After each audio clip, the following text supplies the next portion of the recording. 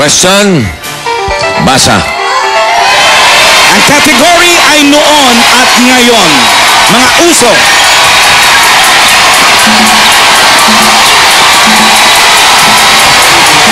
Ready? Go, Bell! Go, Bell!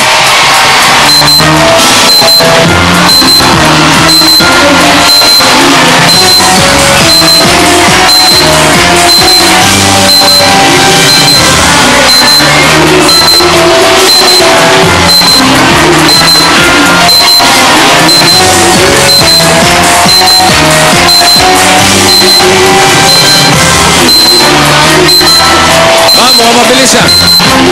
Ayun na, nakailihan na oh. Ayun na, susulat na ang sulat. Susulat na ang sagot. 20 segundo.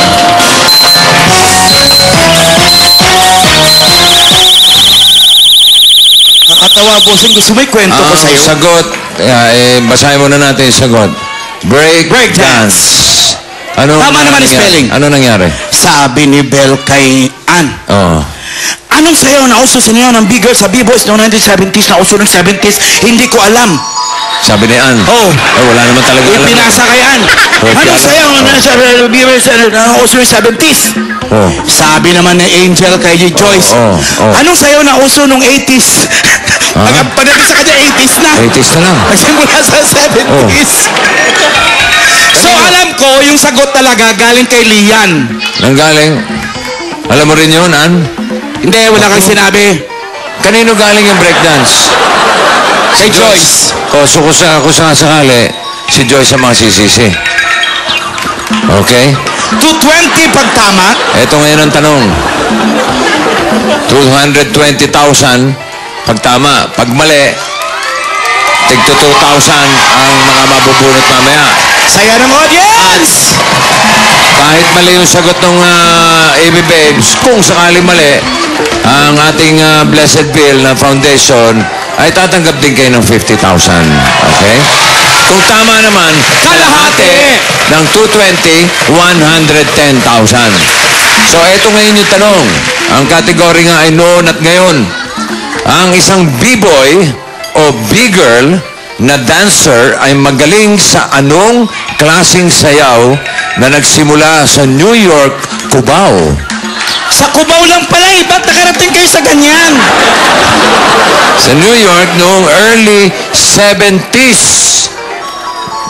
70s. Si Angel kasi 80s ang pinasa eh. Breakdance is correct.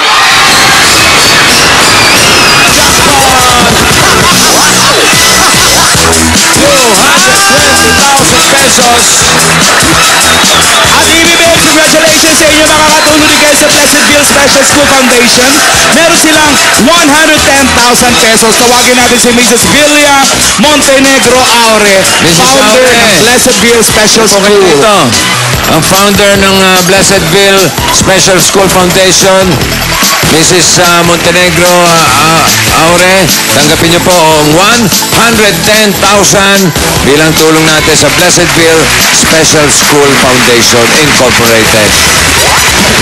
Sa bumubuo po ng Pleasantville Special School Foundation, sa premyo pong ipinagkaloob niyo sa amin, marami po ang matutulungan nito.